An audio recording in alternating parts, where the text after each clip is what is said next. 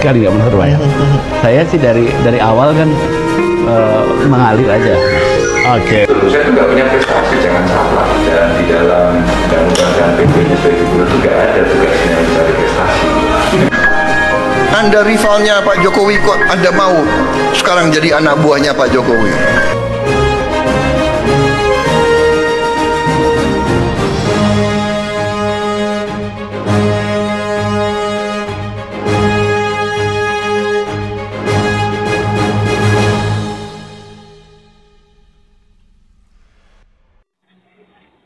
Sahabat Jempol dimanapun Anda berada, jumpa kembali bersama saya di channel jempolindo.id.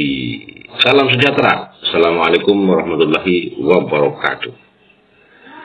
Saya berdoa semoga sahabat Jempol semuanya senantiasa diberikan murah sandang, murah pangan, murah rezekinya, sehat lahir dan batin, dan senantiasa mendapat perlindungan Allah Subhanahu wa Ta'ala, Tuhan yang Maha Esa.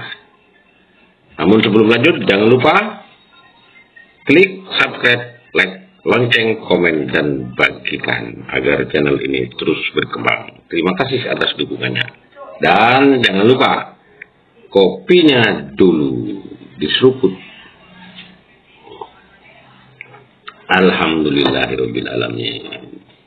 Sahabat Jempol, kita sekarang bicara tentang situasi menjelang Pilpres tahun 2024. Meski masih jauh, masih butuh waktu sekitar 500 hari lagi sampai tiba saatnya pada tanggal 14 Februari tahun 2024 mendatang.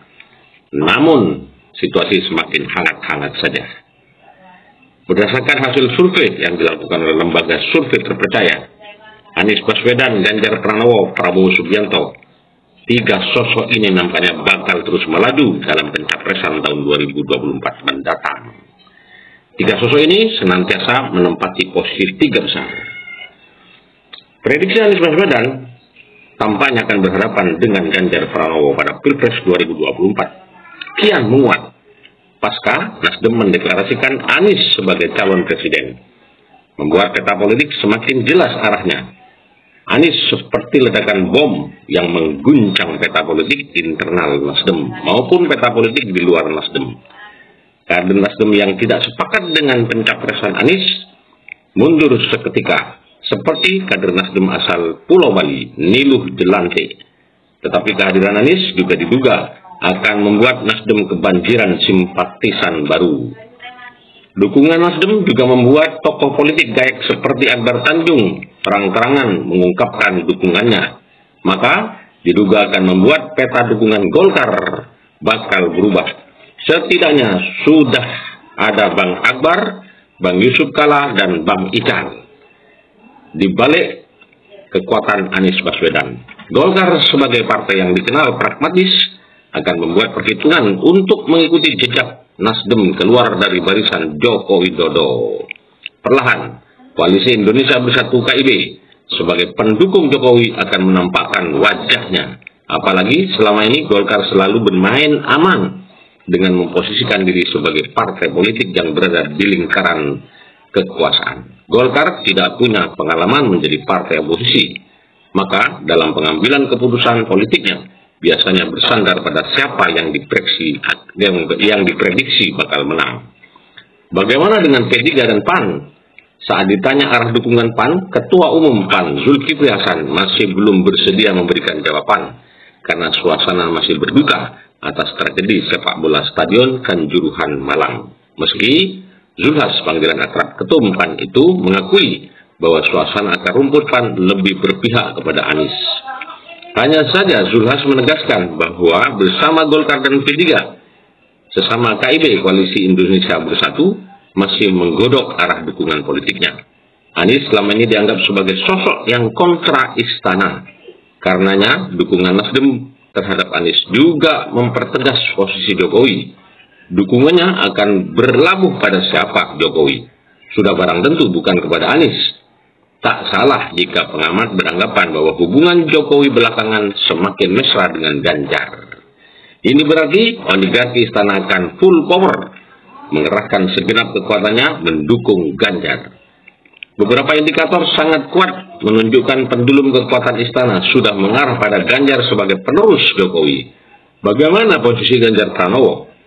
Sebagai kader PDI Perjuangan sepertinya Ganjar masih harus berjuang meyakinkan Ketua Umum PDI Perjuangan Megawati Soekarno Putri yang masih kekeh mempertahankan putrinya Puan Maharani sebagai calon presiden. Meski hasil survei, lembaga survei menempatkan Puan Maharani pada urutan terbawah, tetapi belum ada tanda-tanda bisa merubah keputusan Megawati sebagai pemegang kekuasaan tertinggi di tubuh partai berlambang banteng itu. Jika Megawati masih ngotot mengusung Puan, maka bukan tidak mungkin PDI Perjuangan akan kehilangan banyak dukungan, tetapi juga akan mempersulit Ganjar memperoleh dukungan partai politik, karena Ganjar ini adalah kader PDI Perjuangan. PSI yang mencoba mencuri kesempatan mendeklarasikan pencapresan Ganjar malah membuat Megawati merasa gerah. Hasil survei selama ini masih mengunggulkan 3 tokoh yang saya sebut tadi yang berada pada urutan 3 besar, Ganjar, Anies, dan Prabowo Subianto. Bagaimana dengan Prabowo? Yang mungkin saja merasa dikhianati oleh Anies Baswedan. Pada sebuah kesempatan, Anies menyatakan bahwa dirinya masih tetap akan patuh kepada Prabowo. Tetapi realitasnya ternyata Anies sudah dicapreskan oleh Partai Nasdem. Bisa jadi Prabowo akan terus maju mencalonkan diri untuk yang kesekian kalinya. Prabowo tentu saja lebih mudah mendapatkan partai pengusung, karena sebagai Ketua Umum Partai Gerindra tentu sudah mengantongi golden ticket dari partai berlambang kepala burung Garuda itu. Tinggal mencari pasangannya saja kan? Jika terjadi 3 pasangan, maka dimungkinkan akan ada 2 putaran. Dan pengamat politik mengunggulkan Anies yang bakal menang pada putaran kedua.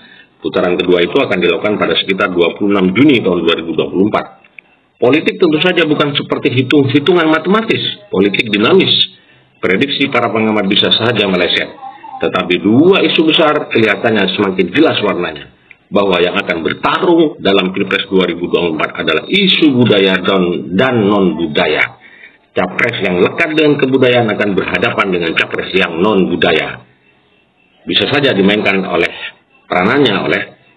alternatif ketiga.